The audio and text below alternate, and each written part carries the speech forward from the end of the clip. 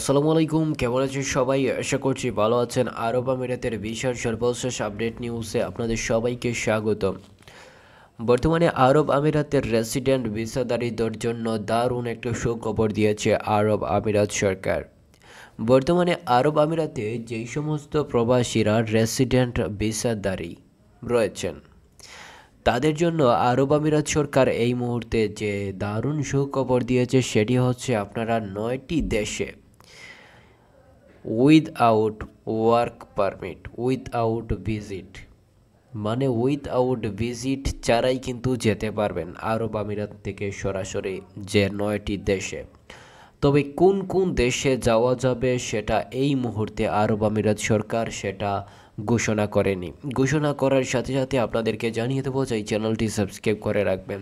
এই মুহূর্তে যারা বর্তমানে আরব আমিরাত থেকে বিভিন্ন দেশে যেতে চাচ্ছেন তারা আরব আমিরাত যে সরকার বর্তমানে যেই সুযোগটি করে দিয়েছে সেই সুযোগের মাধ্যমে কিন্তু আরব আমিরাত প্রবাসীরা বিভিন্ন দেশে যেতে পারবেন আরব আমিরাত থেকে।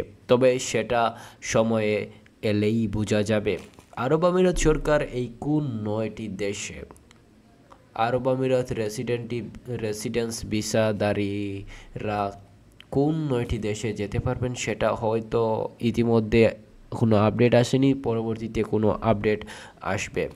তবে বর্তমানে বাংলাদেশ থেকে যারা আরব আমিরাতে এই মুহূর্তে যেতে চাচ্ছেন তারা এই মুহূর্তে কোনো যাওয়ার সুযোগ পাচ্ছেন না, কেননা এই মুহূর্তে বর্তমানে আরব আমিরাতের ভিজিট ভিসাও বন্ধ রয়েছে, অর্থাৎ ভিজিট ভিসায় ও বর্তমানে বাংলাদেশ থেকে সরাসরি যাওয়া যাচ্ছে না। তাছাড়া বর্তমানে কোনো ধরনের ভিসা চালু নেই, লেবার ক্যাটাগরির ভিসা, ক্লিনার ভিসা, এই ক্যাটাগরির ভিসাও বর্তমানে চালু নেই। তবে লেবার ক্যাটাগরির ভিসা খুলে দেওয়ার জন্য বিভিন্নভাবে বাংলাদেশ সরকার চেষ্টা করছে। বাংলাদেশ সরকার বিভিন্নভাবে আরব আমিরাতের সরকারদের সাথে যোগাযোগ করার চেষ্টা করছে। ইতিমধ্যে কিন্তু আপনারা জানেন আরব আমিরাতের ভিসার যে আপডেট সেই আপডেটটি কিন্তু অনেক ধরনের আপডেট রয়েছে। সেই আপডেটগুলোর মধ্যে সবচেয়ে গুরুত্বপূর্ণ আপডেটটি হচ্ছে বর্তমানে আরব আমিরাতে যারা ভিজিট ভিসায় আগে যেতে পারতেন সহজেই, এটা কিন্তু খুব কঠিন হয়ে গিয়েছে। ধীরে ধীরে কিন্তু আরব আমিরাত সরকার কঠিন করে তুলেছে বাংলাদেশিদের জন্য। বর্তমানে আরব আমিরাতে যারা যাবেন লেবার ক্যাটাগরির ভিসা, ক্লিনার ভিসা, এই ধরনের ভিসায় যারা আরব আমিরাতে যেতে চাচ্ছেন তারা কিন্তু এই মুহূর্তে কোনো কাগজপত্র জমা দিবেন না কোনো এজেন্সিতে, কেন এই মুহূর্তে আরব আমিরাতের কোনো ভিসা চালু নেই, কোনো ধরনের ভিসা ইস্যু হচ্ছে না। আপনারা দালাল কিংবা প্রতারকদের কাছ থেকে দূরে থাকবেন।